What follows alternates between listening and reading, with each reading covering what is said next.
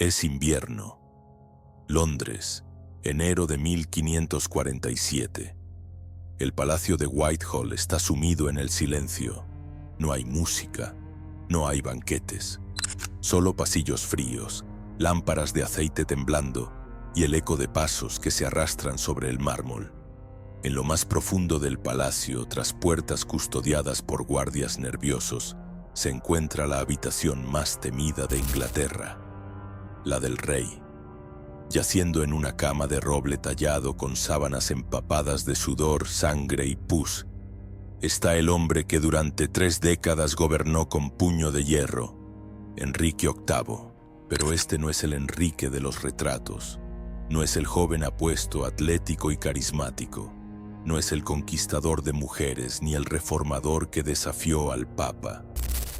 Este Enrique ya no puede caminar, apenas respira. Su cuerpo, inflado por el exceso y la enfermedad, es una prisión que se cae a pedazos. El hedor en la habitación es insoportable. Sus piernas están cubiertas de llagas abiertas que supuran un líquido espeso, verdoso, maloliente. Cada vez que un sirviente se acerca, debe morderse los labios para no vomitar. Las úlceras no cicatrizan, se pudren. El colchón, manchado por semanas de descomposición, es más una fosa que una cama real. Este es el fin de un rey, y es más espantoso de lo que cualquiera habría imaginado. Lo más perturbador es que nadie, ni médicos, ni cortesanos, ni consejeros, se atreve a decirlo en voz alta. El rey está muriendo, porque en la Inglaterra Tudor, decirle a un rey que va a morir puede costarte la cabeza. Mientras tanto, Enrique delira en voz baja, murmura nombres de esposas muertas, habla con Dios y con los demonios, y aún no sabe que su final será tan grotesco que marcará su leyenda por siglos. Para entender la grotesca muerte de Enrique VIII, primero hay que entender quién fue y en qué se convirtió. Enrique no nació para ser rey, era el segundo hijo de Enrique VII. Y por mucho tiempo su destino era la iglesia, no la corona. Pero la muerte inesperada de su hermano Arturo cambió todo. A los 17 años, Enrique se convirtió en rey de Inglaterra. Y al principio, era todo lo contrario a la imagen que tenemos hoy. Era joven, atractivo, carismático. Tenía una voz fuerte, ojos intensos, cabello rojizo, brillante. Algunos decían que parecía un dios nórdico con armadura. Era un atleta consumado. Cazaba durante horas, participaba en torneos, bailaba en los banquetes reales con pasión. Tenía educación, hablaba varios idiomas y componía música. Su corte era una explosión de arte, ciencia, deporte, y exceso. Pero dentro de ese joven brillante ya latía la semilla de la destrucción. Una obsesión por el control absoluto y un apetito insaciable por comida, poder y mujeres. Los años pasaron. Las tensiones políticas aumentaron. Las traiciones se multiplicaron. Y Enrique, que alguna vez fue esbelto y activo, comenzó a cambiar.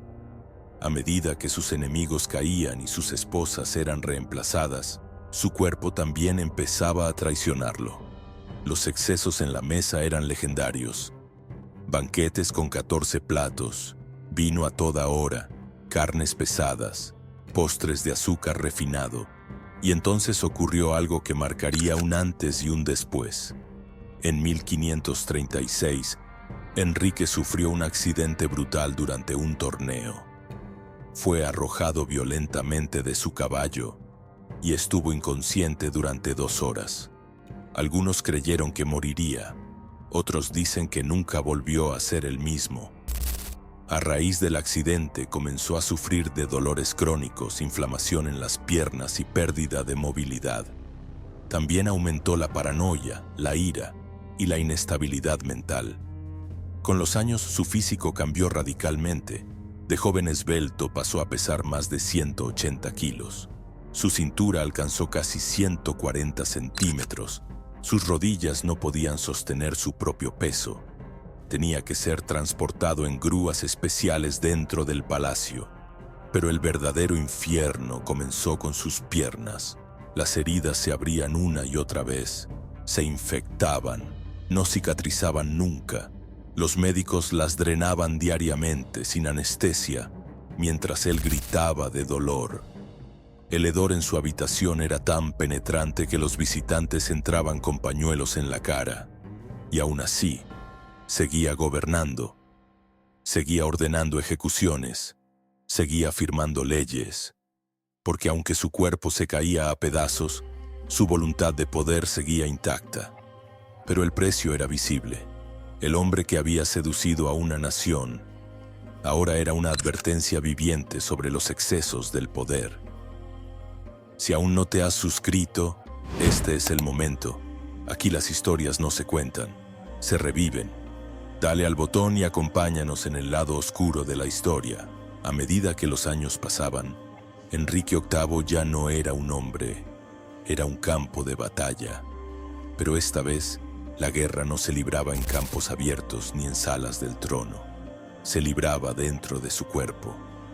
Su enemigo más cruel no era Francia, no era el Papa, no era ninguna de sus esposas. Era una serie de heridas que no dejaban de supurar. Las piernas del rey, especialmente la izquierda, desarrollaron úlceras abiertas crónicas. Se infectaban con facilidad, se reabrían con cada movimiento y liberaban un pus espeso con un olor nauseabundo. Algunos historiadores creen que sufría de una forma avanzada de osteomielitis, una infección ósea incurable en su época. Otros afirman que la combinación de gota, diabetes tipo 2 y obesidad extrema convirtió cada pequeña herida en un tormento perpetuo. El rey vivía en un estado de dolor constante. Cada día los médicos de la corte realizaban un ritual que era más tortura que tratamiento.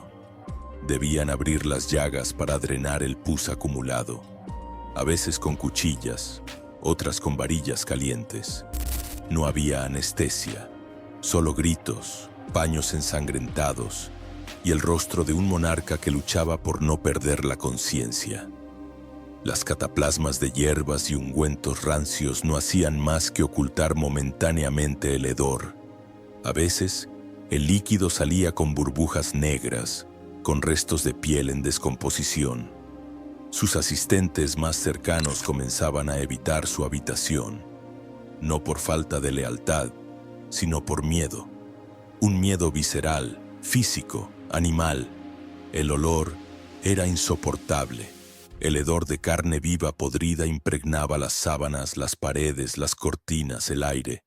Las crónicas de la época dicen que había que quemar incienso constantemente en la cámara del rey, no como acto religioso, sino como acto de supervivencia.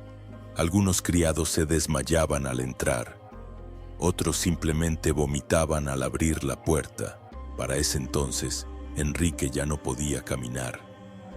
Sus piernas eran como columnas en ruinas, carcomidas por dentro, imposibles de sostener el peso colosal que llevaba encima. Se diseñaron mecanismos con poleas para levantarlo de la cama. A veces, tardaban horas solo en vestirlo.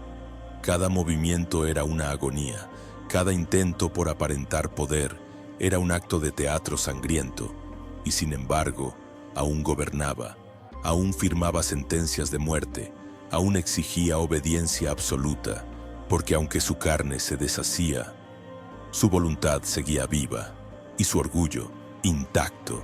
Pero todos sabían, aunque nadie lo decía, que el rey estaba descomponiéndose antes de morir. Y eso era algo que Inglaterra nunca había visto. Enero de 1547. El invierno en Londres es helado, húmedo, pero dentro del palacio de Whitehall, el aire arde, no por el calor, sino por el hedor. El rey de Inglaterra está muriendo. Todos lo saben, nadie lo dice. El silencio en la corte se ha vuelto espeso, pesado, como si las paredes del palacio contuvieran la respiración esperando que alguien, cualquiera, pronuncie lo prohibido, que el león ha caído, que el trono está a punto de quedar vacío. Pero en tiempos de Enrique VIII decirle al rey que va a morir puede costarte la cabeza. En su reinado, más de 70.000 personas fueron ejecutadas por traición, herejía o por simplemente cruzarlo en el momento equivocado. Entre ellos, 2 de sus esposas y muchos de sus amigos. En su habitación, el rey de Lira se despierta gritando nombres: Catalina, Ana, Tomás, Dios mío, perdóname. A veces murmura en voz baja, otras veces ruge con furia, llora, luego insulta, luego se queda en silencio mirando al techo como si esperara algo que no llega.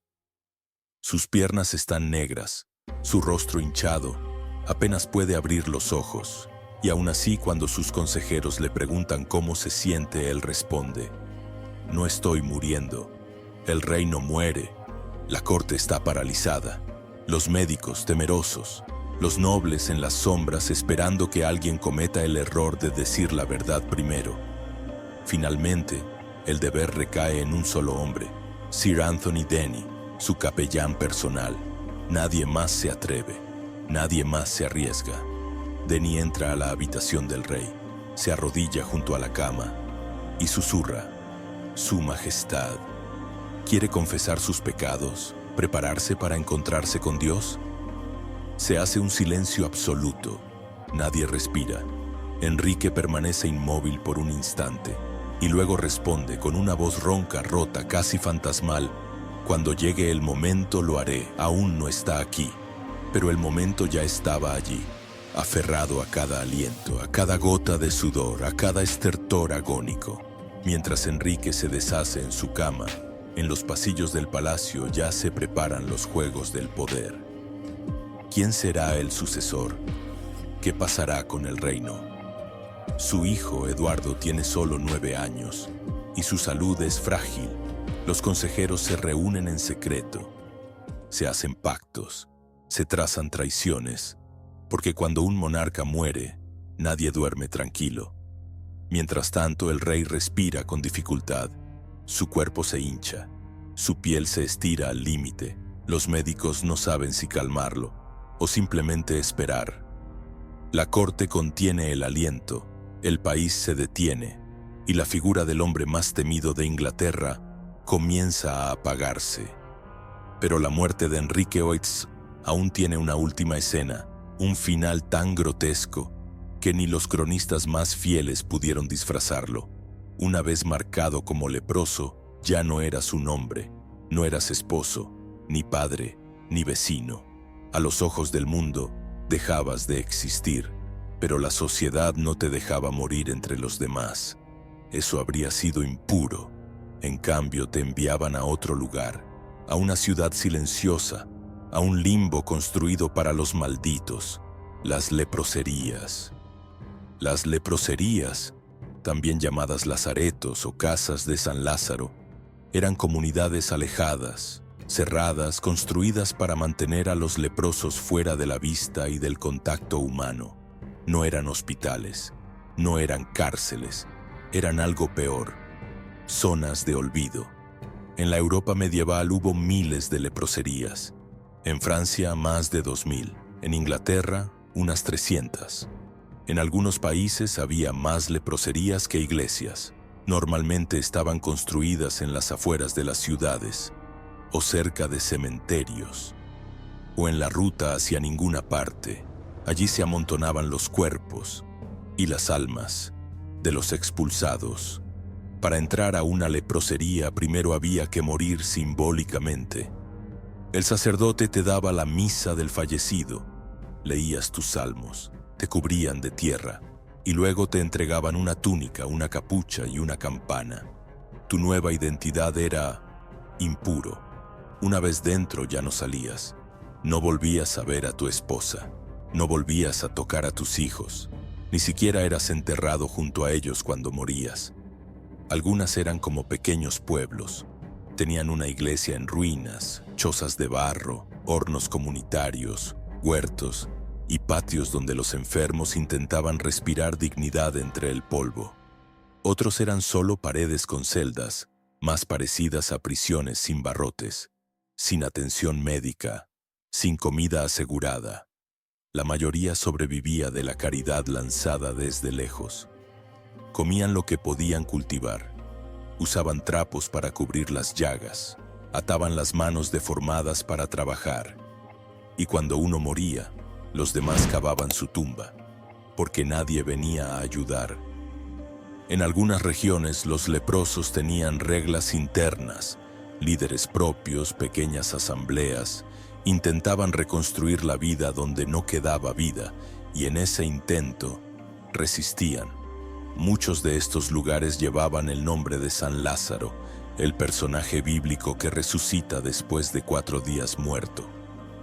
No por casualidad, los leprosos también estaban muertos, en vida, pero algunos creían que aún podían resucitar el alma. Oraban sin cesar, ayunaban, suplicaban perdón, no tanto por sanar, sino por ser aceptados por Dios cuando llegara el momento. Lo más terrible es que no todos los que fueron enviados a una leprosería estaban enfermos. Algunos tenían otras condiciones de la piel, psoriasis, sarna, eczema.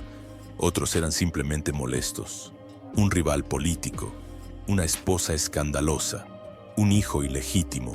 Bastaba un rumor, una mancha, una mirada, y tu vida desaparecía, porque las leproserías no solo eran instituciones médicas, también eran herramientas de poder, de control, de miedo. Y sin embargo, entre las llagas, el hambre y el silencio, los leprosos seguían siendo humanos. Compartían pan, cantaban, contaban historias. Algunos se enamoraban, otros creaban pequeñas Biblias a mano, porque si no podían ser parte del mundo, harían un mundo propio. Pero ese mundo no estaba en los mapas. No se enseñaba en las escuelas, no se recordaba en las catedrales. Era un mundo de espectros caminando bajo el sol. La próxima vez que escuches la palabra leprosería, no pienses solo en enfermedad. Piensa en un pueblo de almas olvidadas, en una ciudad que no existía oficialmente, pero donde la vida resistía contra todo pronóstico. Durante siglos la lepra fue más que una enfermedad. Fue una condena, una marca espiritual, un billete de ida al exilio, al olvido, a la muerte sin entierro. Pero a veces, en silencio, la ciencia camina más rápido que el miedo, y cuando lo hace, reescribe la historia. En 1873, en Noruega, un médico llamado Gerard Armauer Hansen hizo algo que nadie había logrado antes. Tomó una muestra del tejido de un paciente leproso y la observó bajo el microscopio. Lo que vio no fue una maldición, no fue un castigo divino, no fue un misterio religioso, fue una bacteria, un organismo real microscópico, invisible al ojo humano pero visible a la ciencia. Su nombre, Mycobacterium leprae. Por primera vez la lepra tenía una causa concreta. No era el pecado, no era la voluntad de Dios, era una infección. Y si era una infección, podía ser combatida. El descubrimiento de Hansen fue solo el comienzo. Aún pasarían décadas hasta que la medicina moderna encontrara un tratamiento verdaderamente efectivo. A principios del siglo XX, los leprosos aún eran internados a la fuerza en colonias, como si fueran criminales. En muchos lugares se les prohibía reproducirse. Algunos eran esterilizados, otros eran encerrados de por vida sin juicio alguno. Pero todo cambió en 1981, cuando la Organización Mundial de la Salud aprobó un tratamiento revolucionario, la terapia multivacilar. Un cóctel de 3 medicamentos, rifampicina, clofazimina y dapsona. Accesible, seguro y, lo más importante, eficaz. En tan solo 6 a 12 meses, la bacteria puede eliminarse completamente del cuerpo. La enfermedad deja de ser contagiosa desde las primeras dosis. Y si se trata a tiempo, no deja marcas permanentes. Hoy, la lepra es una enfermedad curable, pero eso no significa que haya desaparecido. Cada año, más de 200.000 personas son diagnosticadas, sobre todo en países de bajos recursos: India, Brasil, Indonesia, República Democrática del Congo. En muchos de estos lugares el miedo sigue presente.